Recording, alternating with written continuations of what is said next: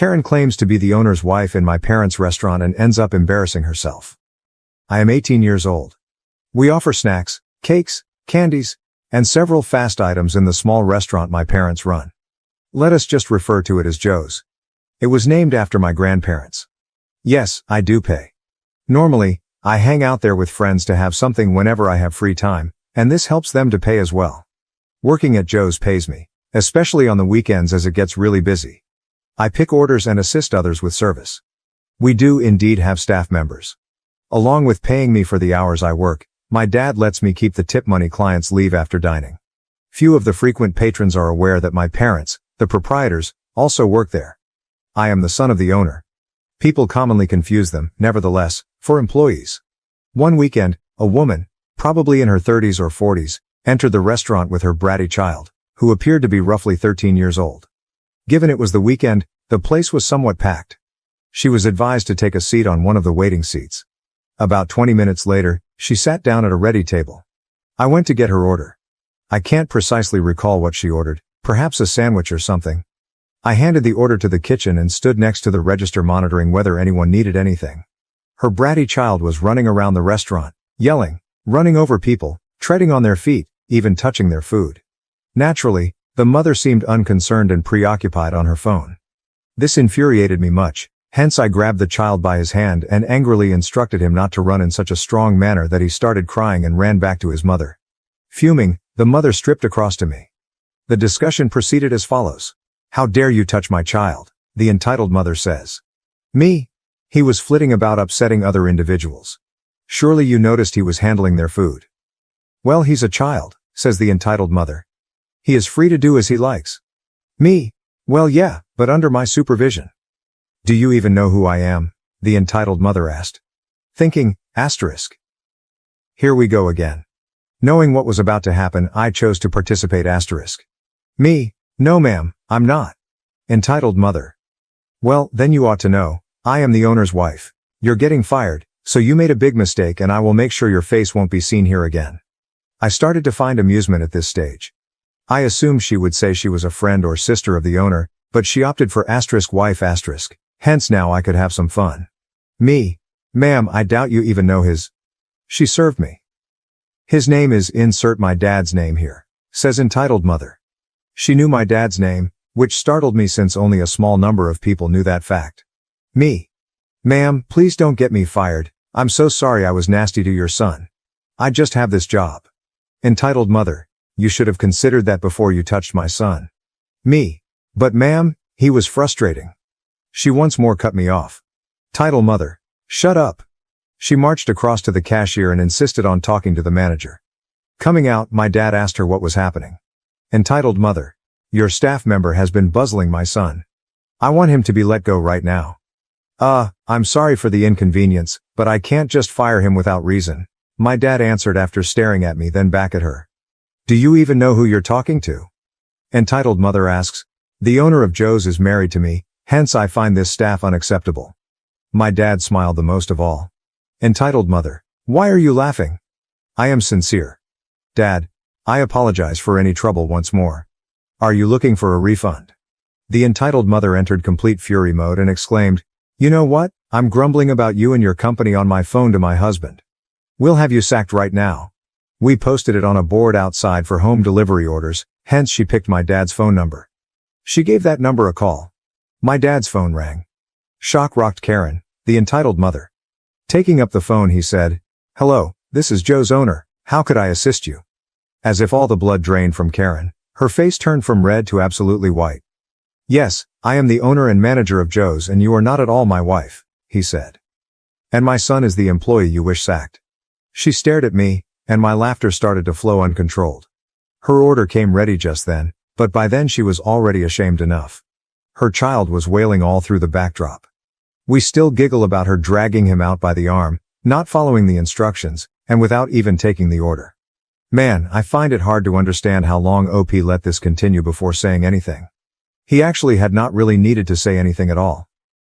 She called the number outside and spoke with the owner personally, hence the only reason the entitled mother discovered he was the son of the owner and she was not the wife. She chose the wife role straight ahead instead of other possibilities like OP considered, such as becoming the sister or friend of the owner.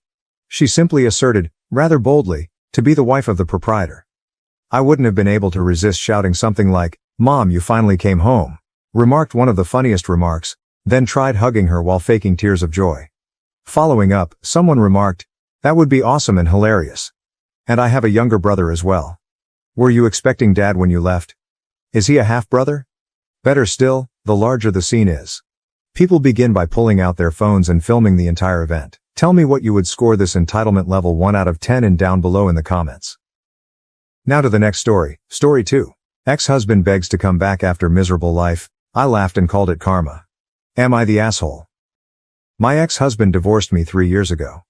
When we got married, we agreed that we weren't going to have kids. I never wanted them. He said he didn't really want them. So yeah. 4 years into our marriage, he changed his mind, and he chose to divorce me because I wouldn't go back on our agreement and give him children.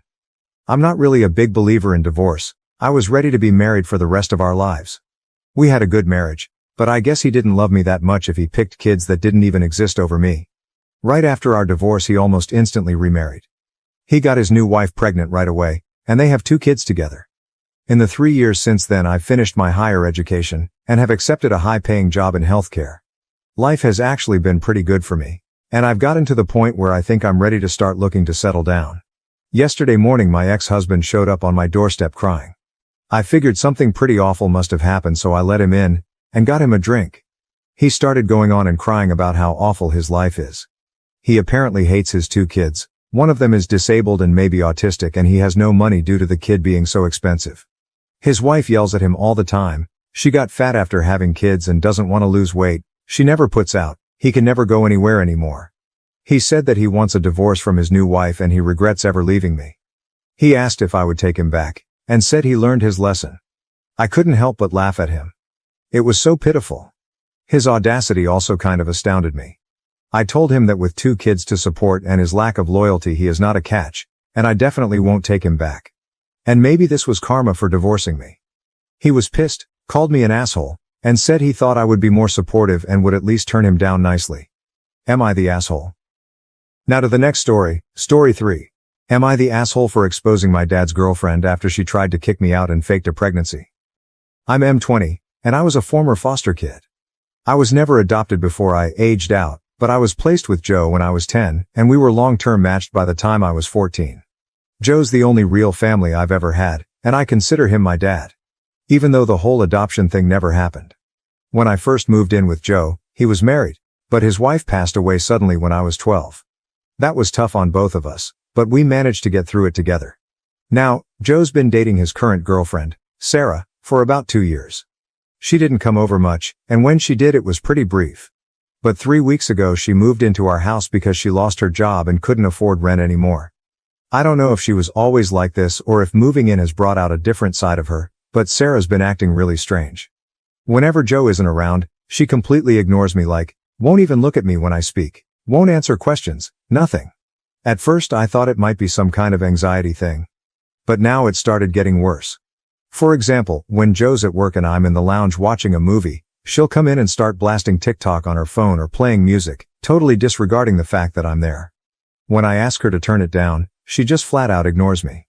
And it's not just the ignoring that's the problem. She started saying some pretty nasty stuff about me too. She FaceTimed her friend while I was in the room and talked about how lazy I am and how I don't contribute anything to the household. Yesterday, I was sitting on the sofa watching the new Deadpool movie when she came and sat across from me, FaceTiming her friend again. She started talking about how she and Joe are trying for a baby and how excited they are because neither of them have had children before. Those exact words. It felt like a slap in the face. I know Joe wouldn't have said something like that because he considers me his son. So either she's making it up, or I don't even know what. I haven't told Joe about the things she's been saying to her friend because I don't want to mess up his first real relationship since his wife died. But this situation is seriously eating me up inside. I mentioned the situation to a few people and a couple of them suggested that I secretly record her behavior when Joe isn't around so that he can see what's really going on. It seemed like a good idea at first, but when I talked to one of my close friends about it, he said that secretly recording her could just make things worse. He thinks it might make Joe feel like I'm going behind his back and could cause even more tension, especially if Sarah twists it to make me look bad. So, WABTA if I secretly recorded her to show Joe what she's really like, or should I just avoid it altogether? I don't want to seem like I'm trying to sabotage his relationship, but I'm not sure what else to do. Relevant comments. November 8485. You need to talk to Joe. You can record it in case he doesn't believe you, but you need to talk to him ASAP.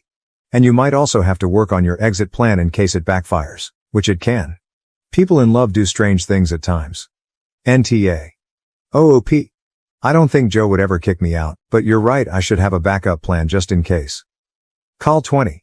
So many parents kick out kids when a new relationship forms and the kid doesn't get on with the new spouse. Don't be blindsided by something that is a huge possibility. You're an adult. Joe's GF could have the very easy argument that you're an adult and need to move out so they can work on furthering their relationship. Having a child together would absolutely be a reason he would side with her. NTA, out of curiosity, you have only explained that you lounge and watch TV. Are you contributing to the household in any way? If Joe's GF is contributing to the household, I can see why she would have an issue floating with you. OOP, well, I'm still at college. Americans would call this high school. But it's summer.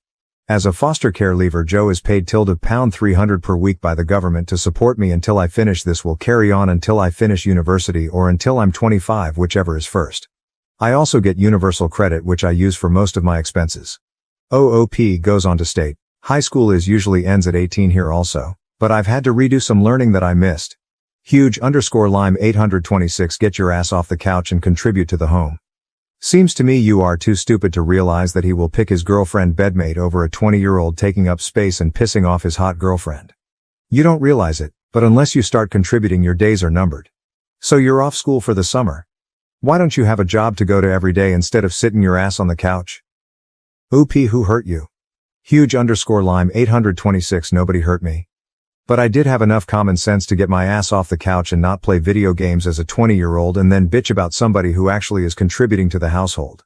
If he doesn't believe the girlfriend is more important to Joe than he has blinders on. Just wait until she has a baby.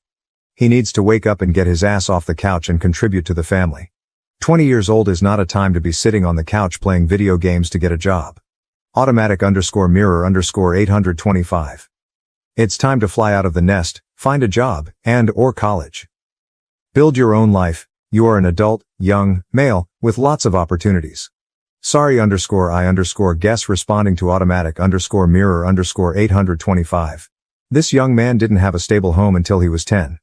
He went through a traumatic childhood, and his life's trajectory is not the same as most people's, so developmentally it may be important for him to take a little longer to feel safe and confident.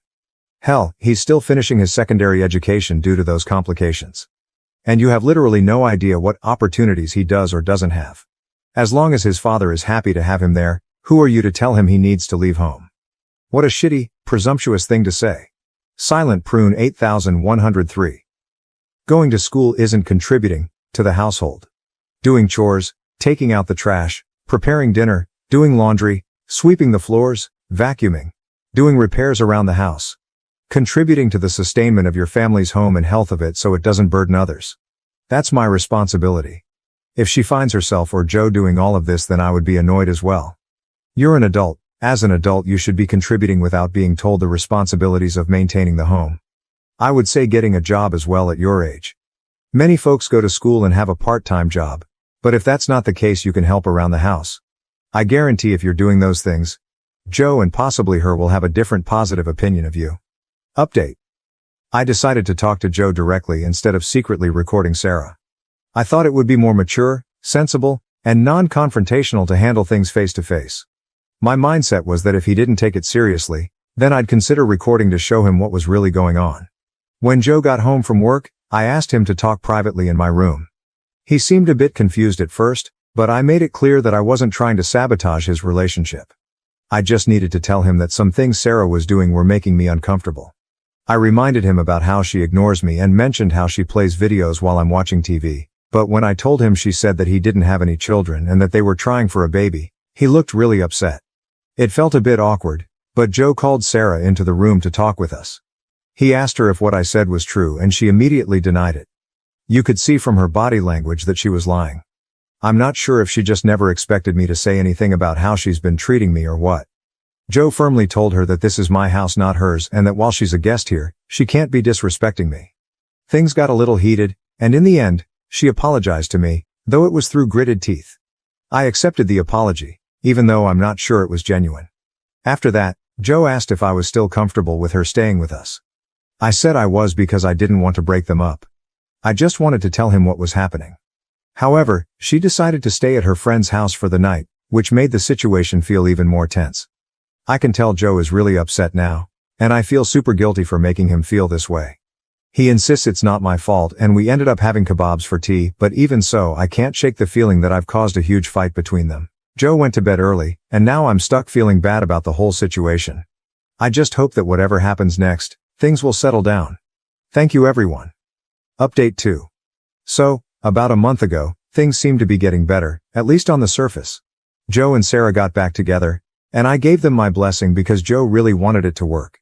Sarah even moved back into the house, and she was actually being decent to me, which was a change.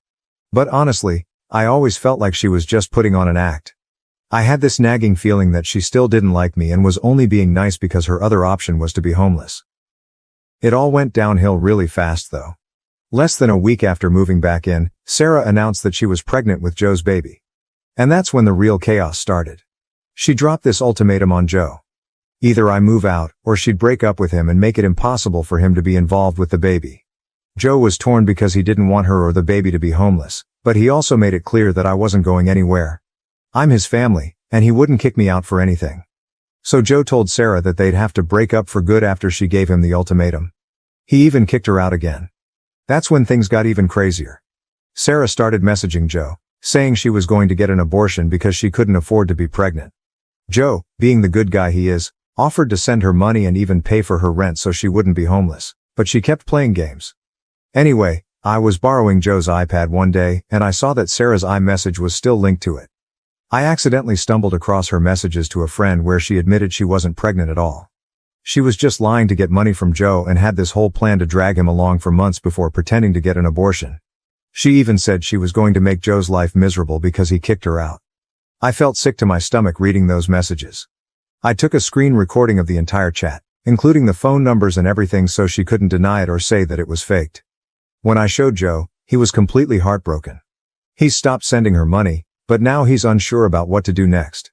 He's even thinking of reporting her to the police for fraud. But part of him just wants to cut her out of his life completely and move on. I've never seen Joe this hurt, and I feel so guilty because I know all of this is stressing him out. I'm still in shock over how horrible Sarah turned out to be. Even with everything that's happened before, I never thought she'd do something this low.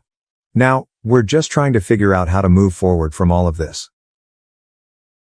Thank you for watching. If you haven't subscribed yet, please do so and hit the notification bell to stay updated with more shocking real-life stories happening around you.